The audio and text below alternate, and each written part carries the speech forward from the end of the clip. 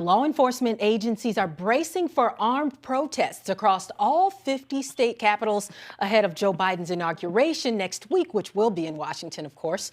And starting tonight, the National Guard will deploy as many as 15,000 personnel to Washington to protect the U.S. Capitol during what is expected to be a potentially violent transition of power. So to talk with us about it is Joshua School. He's a risk assessment and security expert and formerly the executive assistant director for the FBI. Joshua, thank you for being here. And how are law enforcement agencies preparing given the security failures we saw last week? Has anything changed in the plan? So I think, are you talking specifically D.C.? I would say that the law enforcement is on high alert, that they're examining information sharing protocols, that they're enhancing the Joint Terrorism Task Force at Washington Field Office to ensure that any threat information whatsoever is shared as broadly as possible, which is a standard operating protocols for the FBI. And I would say beyond Washington, D.C., with the information we have now, with armed protests going on across the country, that those protocols are being enhanced and making sure that each of the 56 field offices and their Joint Terrorism Task Forces have the requisite information that they need in order to prepare those states for any type of protest activity. Now, Josh, I also saw that the Army and Secret Service are screening the troops, the officers who will be coming into Washington to help out. Just how important is it this time to do that? So that is, from my experience, a standard protocol for any Secret Service event. They screen all visitors, and they'll be checking them to make sure that there aren't any problems with anybody that will be providing security at any of these events coming in from the military.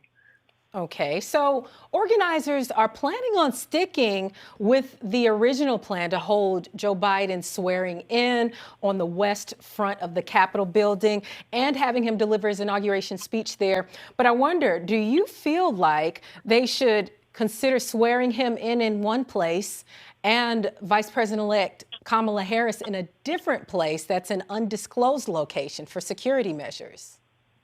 I think the Secret Service has this well in hand. This is not the first event that they've taken on. They've been doing inaugurations obviously for decades. And now with the enhanced security posture of state, local, and federal law enforcement, the National Guard, it'll be unprecedented security resources around the Capitol. Josh, I want to play you this quick clip from a joint press conference with the FBI and the acting U.S. Attorney for District of Columbia.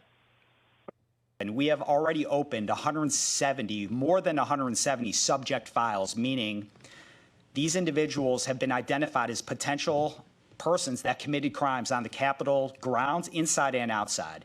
So of those 170 cases that have already been opened, and I anticipate that's going to grow to the hundreds in the next coming weeks, we've already charged over 70 cases. And again, that number, I suspect, is going to grow into the hundreds. With your expertise, Josh, what do you make of the investigation so far? Well, when I've been associated with other large violent events, as we saw on January 6th, you have all the resources associated with the FBI, but also our relationship with state, local, and other federal organizations, really looking to bring those that conducted violent acts on the Capitol to justice. You have the Joint Terrorism Task Force is the largest task force in each of the FBI field offices. And so I would expect that those that are outstanding and their time is running out, those that are currently wanted and charged that have not yet been arrested, it's a matter of time. And I would expect that as the video evidence articulated by the Assistant Director at Washington Field Office is evaluated, there will be additional charges. Okay, and we know very well that the word for these riots that ended up happening spread very widely on social media. And so we've seen the social media accounts of politicians, conspiracy theorists also deactivated. Is that in any way an obstacle to the investigation? Or are you in favor of pulling down those accounts that were weaponized? So I think that's a longstanding practice for the social media companies going back several years when ISIS first started to weaponize social media to perpetrate attacks across the United States. And so based on the code of conduct on many social media platforms, they're potentially within their right. I think it's going to be debated. Mm-hmm. I don't think that it's going to inhibit the investigation by any stretch of the imagination. It is something we at Allied Universal help clients evaluate as threats, of this and smaller magnitude come about. Mm-hmm. And social media is a tool to help understand the threats that could be impacting a location, persons, or greater. All right, Joshua School, thank you so much for joining us.